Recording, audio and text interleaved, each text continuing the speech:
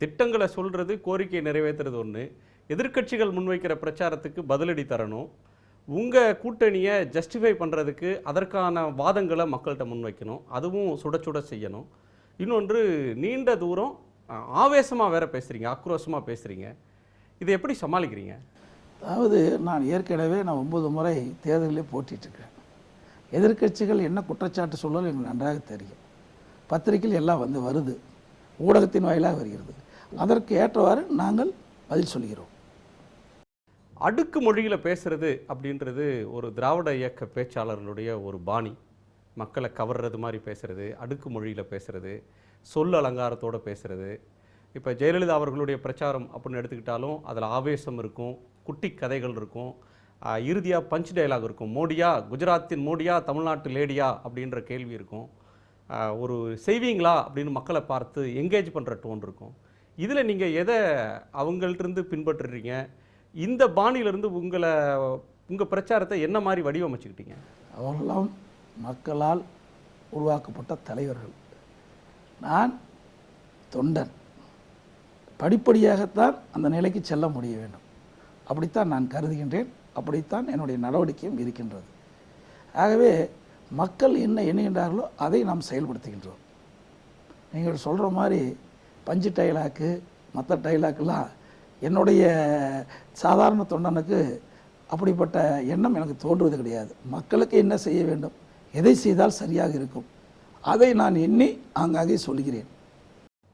Punch dialogue சரியாக வராது நமக்கு அப்படின்ற முடிவுக்கு வர்றீங்க? அப்படிலாம் கிடையாது. என்னுடைய லட்சியம், நான் ஒரு சாதாரண விவசாய குடும்பத்திலிருந்து பிறந்து வளர்ந்தவன். உழைத்து இயக்கத்துக்கு விசுவாசமாக இருந்து மாண்புமிகு தேசிய புரட்சித் தலைவருடைய அன்பை பெற்று இன்றைக்கு இந்த நிலைக்கு உயர்ந்திருக்கின்றேன். என்னுடைய கவனமெல்லாம் மக்களுடைய பிரச்சனை தீர்ப்பது, மக்களோடு மக்களாக இணைந்து அவள் உள்ளத்தில் என்ன இருக்கிறது என்று தெரிந்து அதை நிறைவேற்றுவது தான் என்னுடைய லட்சியமாக கருதி நான் பணியாற்றுகின்றேன். ஒவ்வொரு தலைவரும் ஒரு பாணியை பின்பற்றுவாங்க. ஜெயலலிதா அவர்கள் ஒரு கட்டத்தில் வேன் பிரச்சாரம் செய்தாங்க. அதற்கு பிறகு விமானத்தில் ஹெலிகாப்டரில் 2-3 பெரிய கூட்டங்களை மட்டும் அட்டன் பண்ணுறது அப்படின்னு பண்ணாங்க. நீங்கள் தமிழ்நாடு முழுக்க சென்னையிலேருந்து கன்னியாகுமரி வரையிலும் வேன் பிரச்சாரம், ஏதேனும் ஒரு 4 முனை சந்திப்பில் நிறுத்தி பேசுகிறது அப்படின்ற ஒரு பாணியை பின்பற்றுறீங்க. ஏன் வேன் பிரச்சாரம்னு ரெஸ்ட்ரிக்ட் பண்ணிக்கிட்டீங்க? ஏன் பெரிய கூட்டங்கள் அப்படின்ற ஒன்று வேணான்னு தவிர்த்தீங்க? அதாவது தமிழகத்தில் உள்ள 39 பாராளுமன்றம், பாண்டிச்சேரி 1, 40 பாராளுமன்றம்.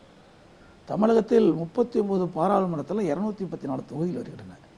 அனைத்து தொகுதிகளும் செல்ல வேண்டும் என்பது என்னுடைய திட்டம். 234 தொகுதி மக்களையும் சந்தித்து வாக்கு சேகரிக்க வேண்டும் என்ற எண்ணத்தின் அடிப்படையிலே இந்த தேர்தல் பிரச்சாரத்தை நான் துவக்கியிருக்கின்றேன்.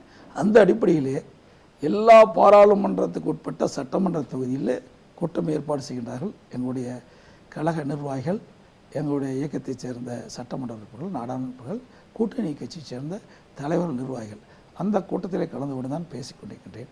ஆக ஒவ்வொரு சட்டமன்றத்துக்கு செல்கின்ற பொழுது தான் அங்கே என்ன பிரச்சனை என்பது நன்றாக தெரியும்.